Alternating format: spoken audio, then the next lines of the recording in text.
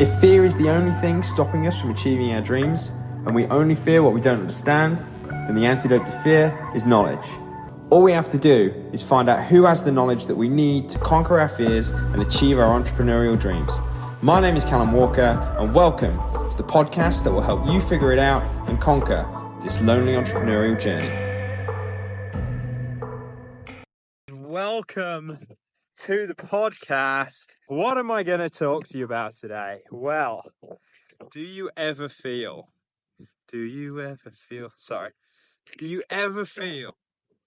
like it's just not working? You're putting in all of this work, time, energy, effort, grind, sacrifice, emotion, life force, and getting nowhere. Nothing is happening. My God, do I know that feeling well.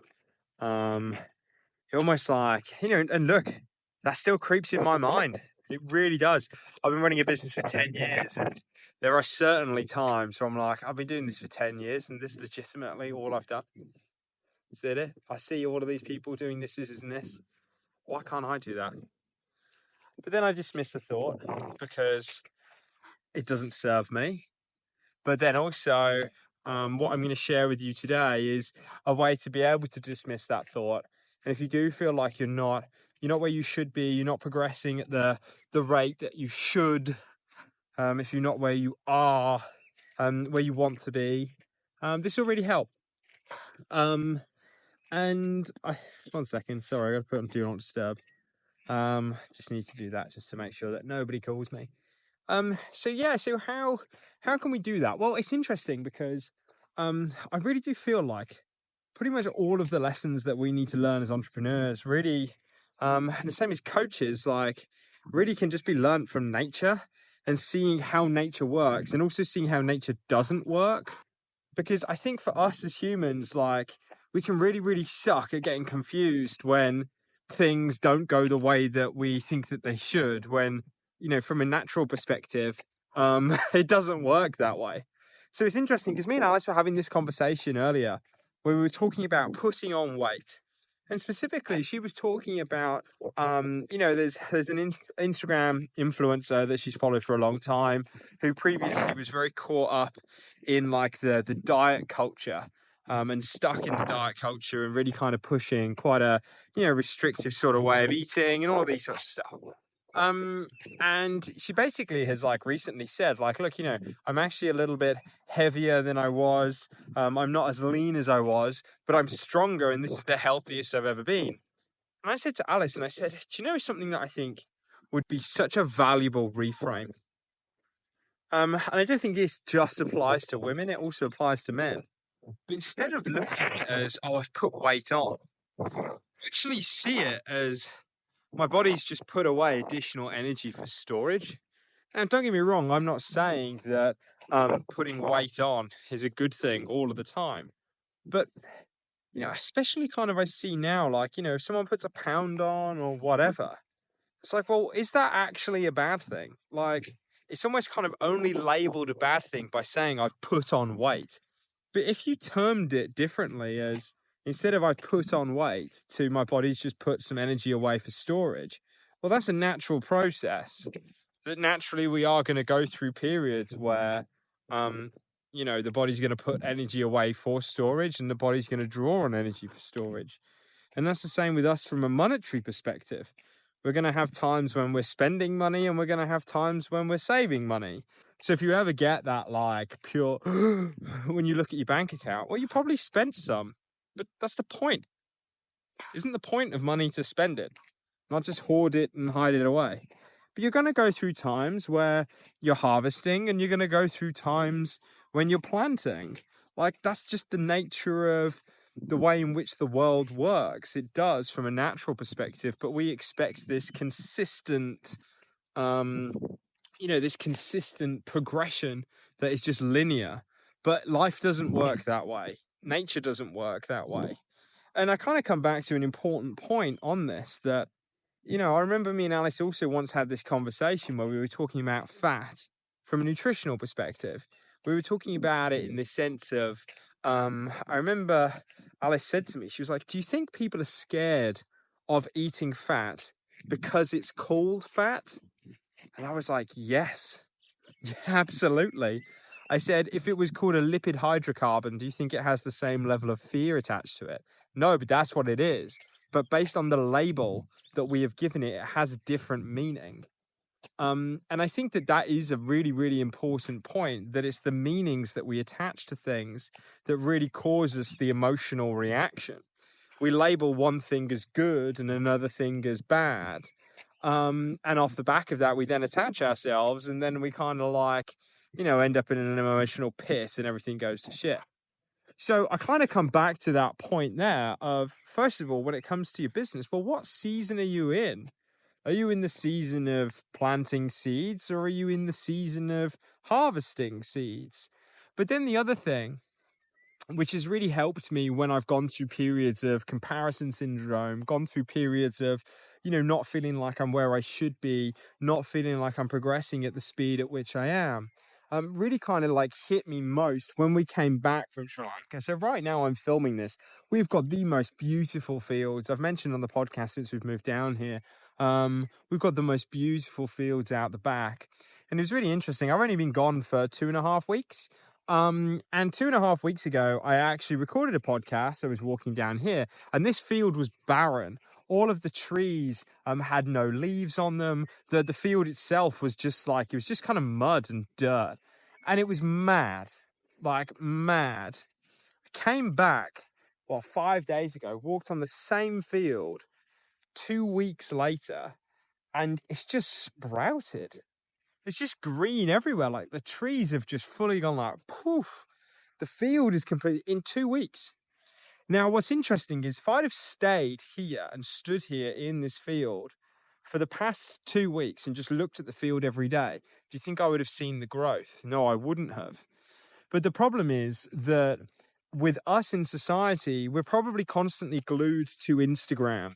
I run my business through Instagram, and it's hard to not get sucked into checking Instagram every minute of the day. Why? Because it signals up like, oh, have I got any likes? Oh, have I got any engagement? Oh, have I got any DMs potentially inquiring about my service?